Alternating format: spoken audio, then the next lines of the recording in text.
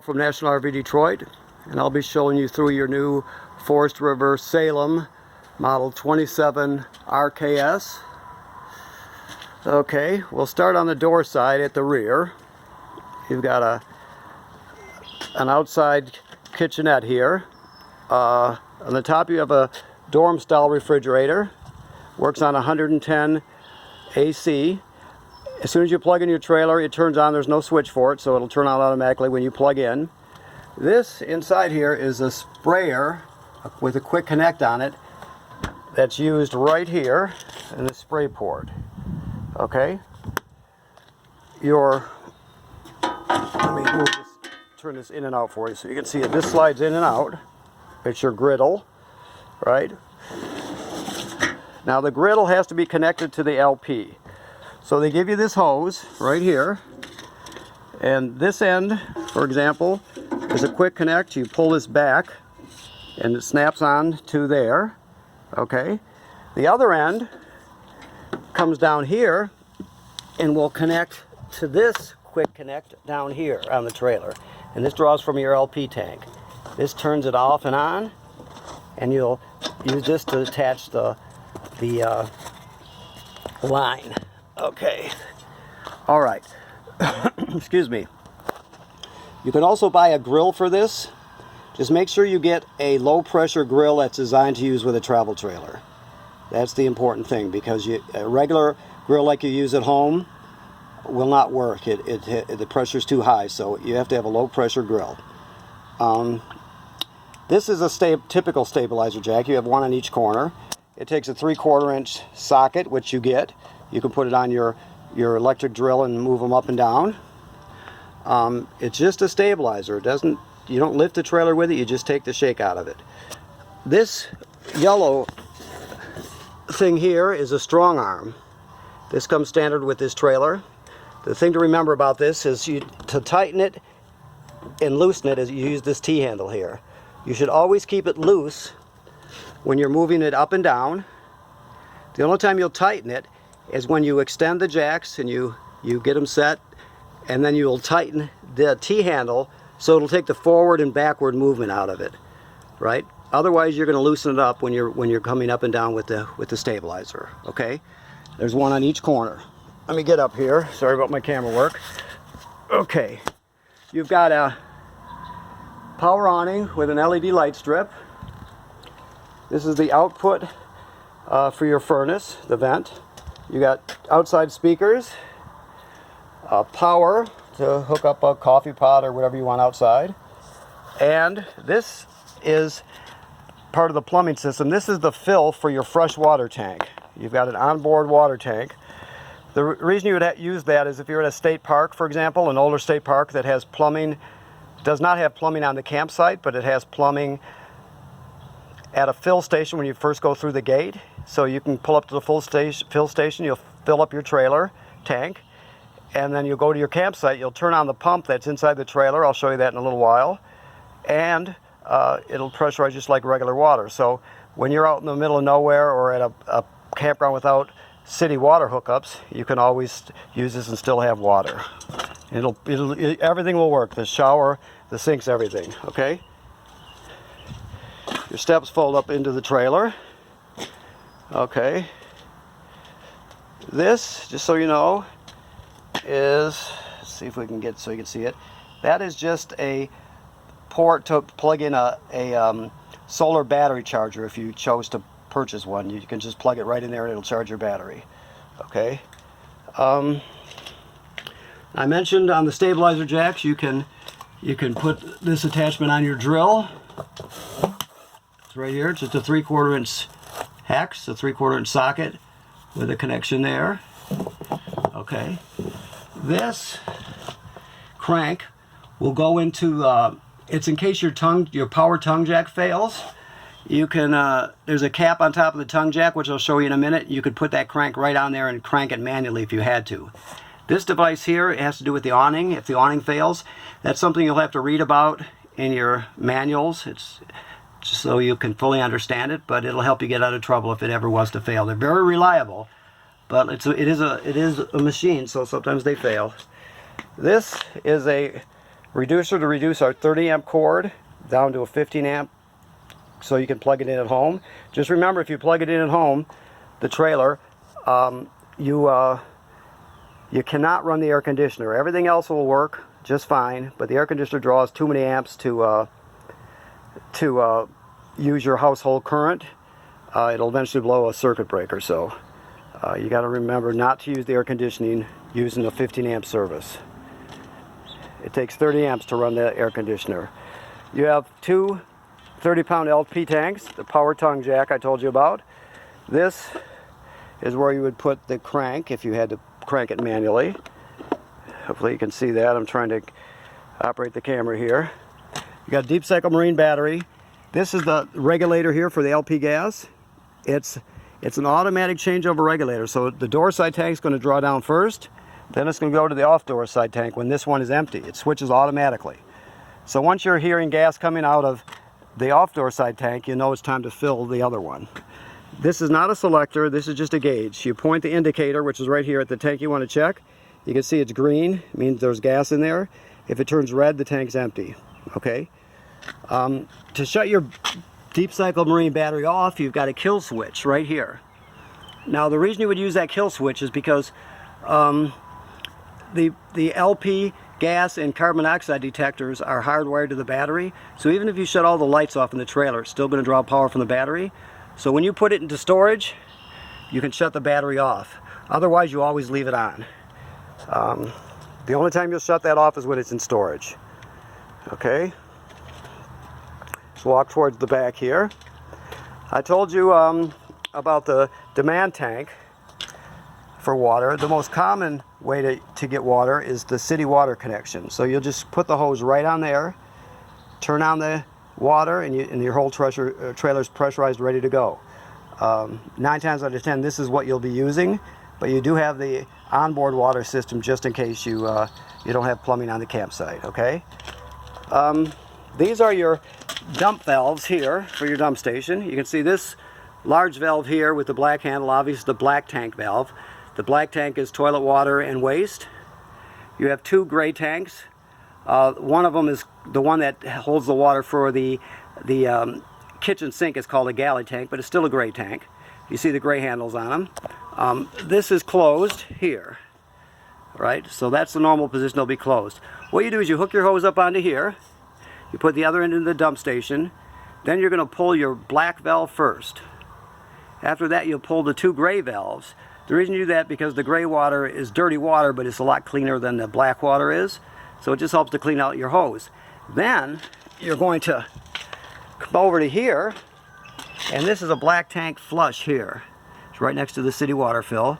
It says on this, you probably can't read it because I'm having a hard time focusing, but basically it says, don't turn on the water unless your black tank valve is open. So you'll put the hose on here, you'll open your black tank valve, and then you'll turn the water on. And what it does, it has jets inside the black tank, and it'll just clean it out better. It'll clean off the sensors so you get an accurate reading from your monitor panel, and just generally clean the tank better. So it's a good thing. Okay?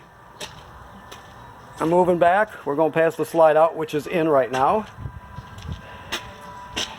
This is your power cord. The 30 amp cord, you just pull it out of there and you can push it back in when it's done, when you're done using it. 25 feet long. It has a 30 amp plug on it, but as I told you, you can use the adapter to adapt it down so you can plug it in at home, but you can't use the air conditioner because it draws too many amps. Everything else is fine. Okay? This is cable and satellite through, just coaxes that go through to the entertainment center. This is your water heater. Let me open it up for you here. Now this water heater is both gas and electric, either or. So if you want to use electric, there's a switch right here. I'm in the lower left-hand corner. I'm going to try and focus it in here so you can see it. I'm not having a whole lot of luck here. This is it right here. It's off right now.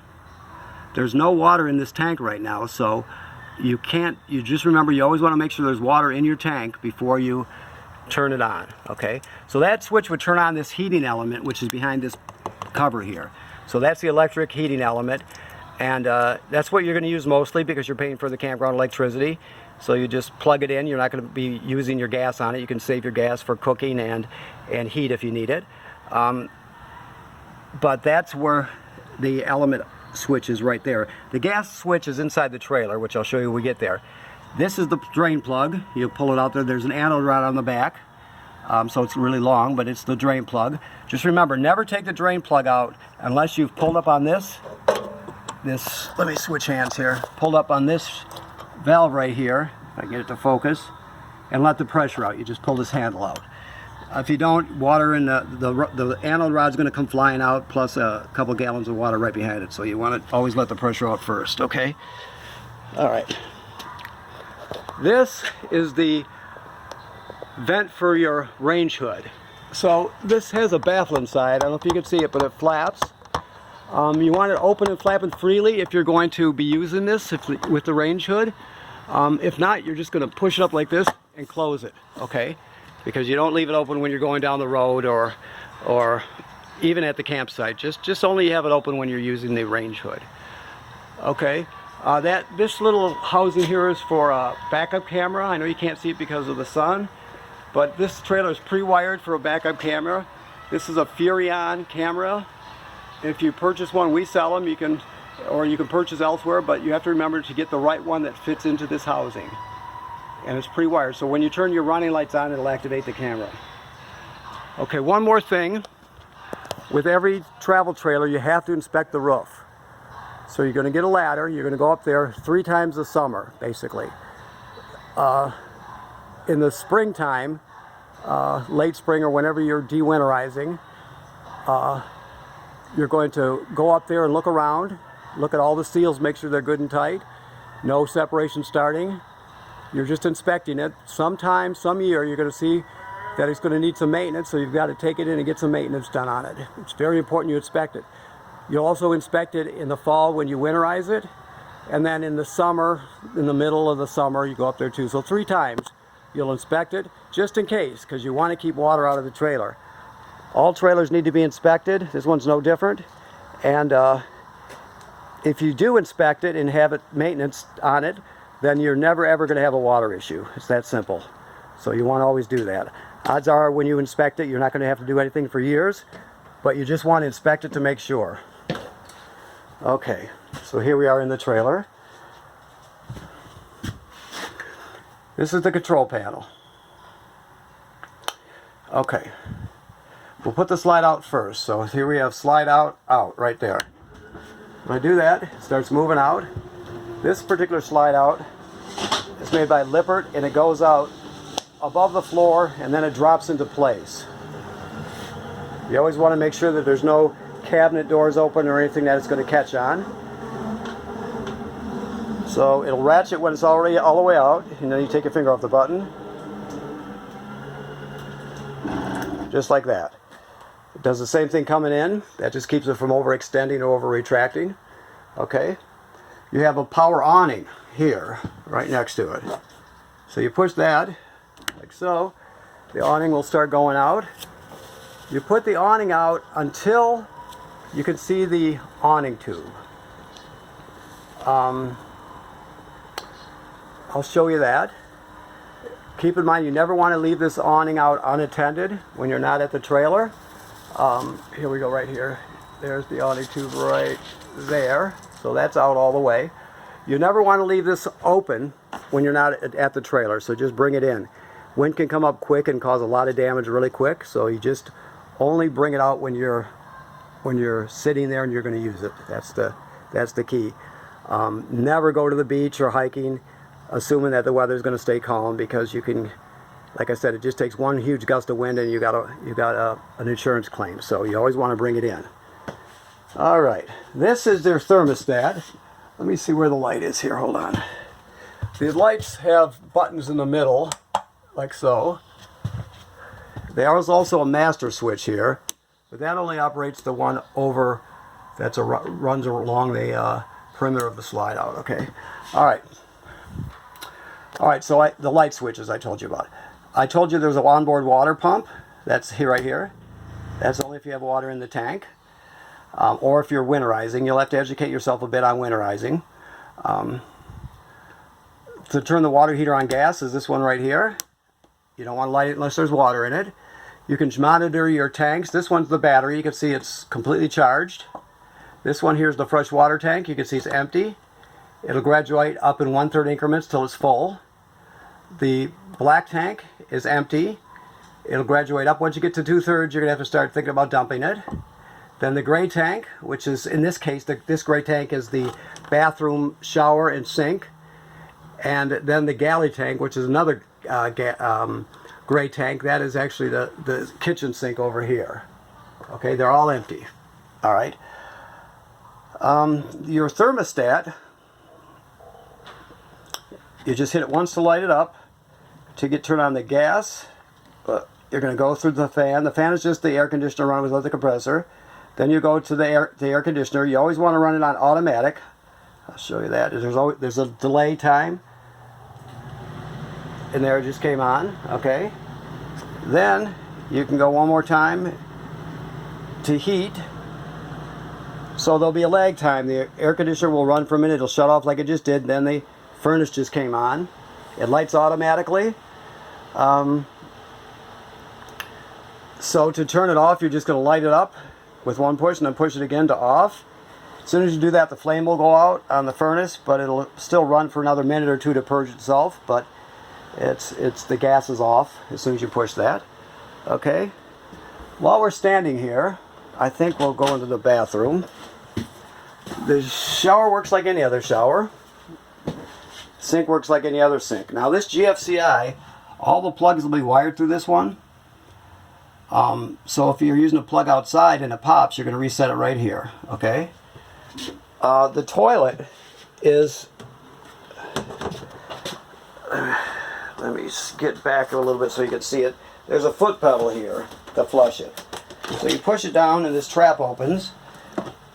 If the water was hooked up, it would come shooting out of here and spiral right into the tank. The black tank is directly below this, right?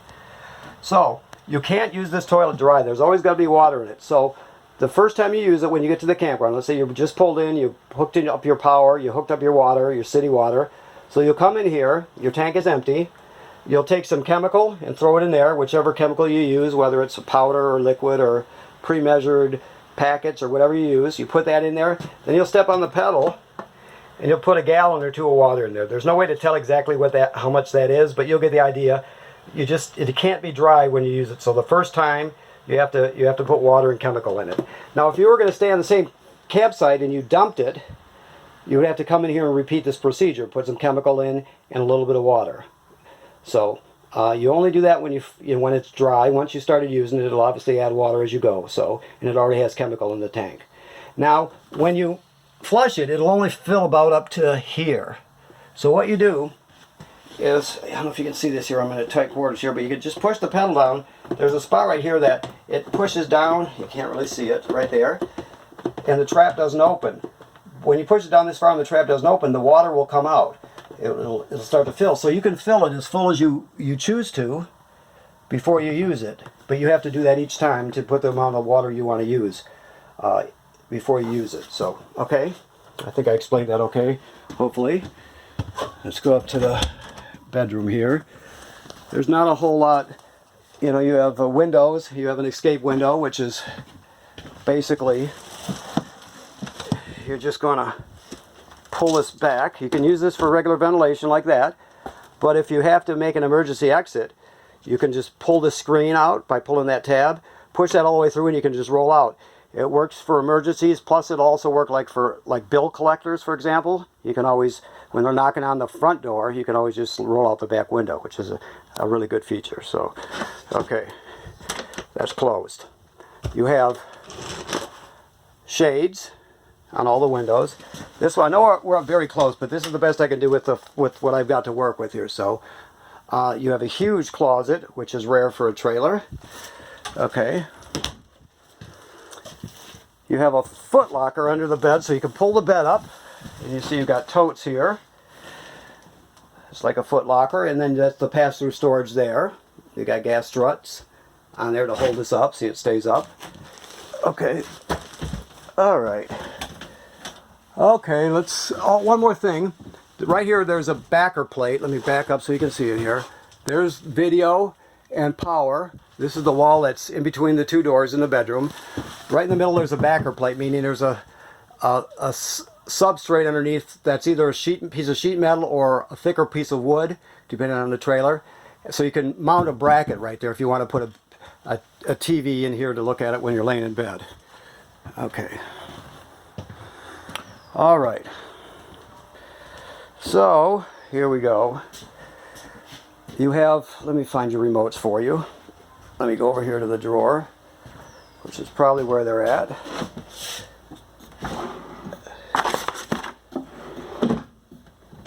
Okay. Well, let's look in here. Well, I'm just going to show you on the buttons here. We won't have to. I'll make sure the remotes are there. I'm not going to look for them right now. Okay, so you have a fireplace. This is also a space heater. You can turn it on. Okay, like that. Excuse me. 62 degrees. You can put it on low. You can see the light going up and down, the intensity of the light in there, the fire. That's low fan, high fan, and fan off. So you can put on a high fan and the heat comes out of here. It actually has a blower in there. This is to set your thermostat. Okay. So basically you can use it with or without the fan. If you use the fan, it works like a space heater, and it takes the chill out really quick. It works on 110 AC, so you got to be plugged in to use it. Okay. This is your sound bar that you can use just for music, or you can wire it so it goes through your TV set basically and works with your TV. Okay. You have two zones, 1 and 2. Zone 1 is inside the trailer, Zone 2 is outside the trailer. You can stream off this USB here, so you can put all your albums on one stick and bring them all with you. It works, you can hook up wirelessly with Bluetooth, so you can play all the MP3s off your phone or tablet. This HDMI is an in, so if you had your TV hooked up here, there's a backer plate there by the way. If you have your TV hooked up here, and it's wired through this, you could bring one of those combination game machines and Blu-ray players, for example, and you set it right here, and you can plug straight into it here, because that's an HDMI in. Okay, so there's a lot you can do with it. This is the signal booster for your digital antenna. Right now it's on. You always want to have it on like that, or else you get a lousy picture, but your TV hooks up to that. The antenna does AM, FM, UHF, and VHF, so anything broadcast it'll pick up. This is just telling you that this is pre-wired for a Wi-Fi signal booster. There's also a panel on the roof where an antenna would go, and this is where the router would go. So if you're interested, we sell this. You can also go to kingconnect.com, as it shows right there, and look at the different models. But basically, it's just going to give you a better signal from public Wi-Fi, campground Wi-Fi. So it's a good thing if you use a lot of Wi-Fi. Okay? All right. Okay, so this couch jackknifes flat. I'll do that right here. First I'll show you under here we've got totes, storage.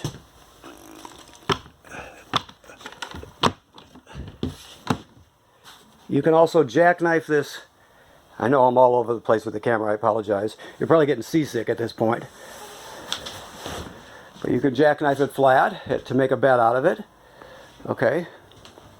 This table, you can pull the poles out of the bases on the bottom of the table and on the floor, and lower this table down, and it sits on these cleats right here, one on each side. And then you use the cushions to fill in the space, and you got another bed, so it's 2 beds. Okay. Your water pump is underneath here. There's 2 screws holding this panel shut. Number 2 square-headed bit to remove them. Basically your pump is under there plus a winterizing hose. You'll have to educate yourself a bit on how to do that. We can talk you through it, plus, or you can learn online, talk to your friends, other campers. It's very simple. I'll go over here to the back of the water heater because I showed you the outside of the water heater. There's normally a panel over here that's screwed on with number 2 square-headed screws. I just took it off so I could show this to you. So this is the tank of the water heater. Now, you cannot get antifreeze into the water heater. If you do, it'll leave a really foul taste that you'll never get rid of and a foul smell.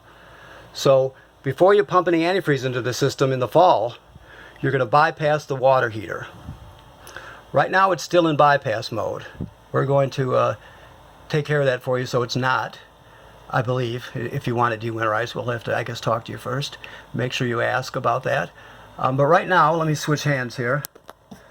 These valves, whichever hose or line that the handle of the valve is parallel with is the one that's open. So you can see right now, blue is cold water. Blue will come in. It can't go into the water tank because the valve is in this position, so it goes through this bypass line and loops around and goes back into the system, right? That's called bypass mode. So if you're pumping antifreeze in with using your water pump to winterize the trailer, you won't get any antifreeze into the water tank because it's bypassed, right? In the springtime, when you'll hook up your city water to the outside of the trailer, then you'll open up all the faucets, run the shower, flush the toilet, clear all the antifreeze out of the system. Then you would change the position of these this way and this way, so they're running parallel like this. So fresh water then will fill the water tank and come out here hot, right? So the bottom line is, when there's antifreeze in the system or about to be put in the system, you have it in bypass mode. Otherwise, like I said, it'll leave a foul taste and smell that you won't be able to get rid of, okay? So you can educate yourself some more on that. It's easy to find videos, manufacturers' videos, talk to your friends, other campers. It's very simple, okay? All right, next to it is the power converter. Let me get a picture of it here. I talked to you about this before when I said it would charge your battery, I think is what I told you. That's why you keep the battery on, except when you're in storage. So basically, this converts AC power down to DC power. 110 AC to 12 volt DC. Everything they can run on DC power in a trailer does. So all the lights, the pumps, the motors, things like that, the radio, that stuff is all DC power, which is the same as your battery, right? What comes out of your wall at home or at the campground is AC power. So some things have to run on AC power. The air conditioner, for example, the GFCIs and all the plugs, your microwave, those things have to be AC power. They're labeled right there, and you see they got regular household type circuit breakers here. Excuse me. Then you come over here and the power's converted to DC power, right? So you see you have regular automotive fuses here, 12 volt fuses. They're all labeled. If any of these fuses were to blow, they'll actually light up so you can see them through this tinted plastic right here, right? Also, this will, as I stated earlier, it's a battery tender. It'll sense how much energy your battery has up front, and if it's totally charged, it'll just trickle a couple amps to it. If it's really low, it'll send 10 amps or whatever it needs. So it does those two different functions, I guess. Convert from AC to DC, and it'll charge your battery. It does have a little fan in there that you'll hear every now and then when a load's put on it. You'll hear the fan go on. Okay. All right. On to the next, your refrigerator. Now this is a 12 volt compressor type refrigerator. So basically it's going to run on 12 volts. And when you're pulling your trailer down the road, your alternator and battery from your tow vehicle will keep this running. It works like your refrigerator at home, so there's not really anything to explain. It's all self-evident. The thing to remember is this is a lock, that thing, just to keep the door from flying open when you're traveling. The microwave works like any other microwave. I told you about the vent on the outside for the range hood. This is the range hood. Hear the fan go on, the light go on. Okay, and you'll open that baffle in the range hood outside when you're using this, so it can flap freely. Otherwise, you keep it shut. All right, this is your range. Okay. Okay, so you spark this to light it. So you can see I'll turn on the center burner right here. And then I'm going to come over here and turn clockwise. The lights are right up. I can turn on the next one. Lights just like that.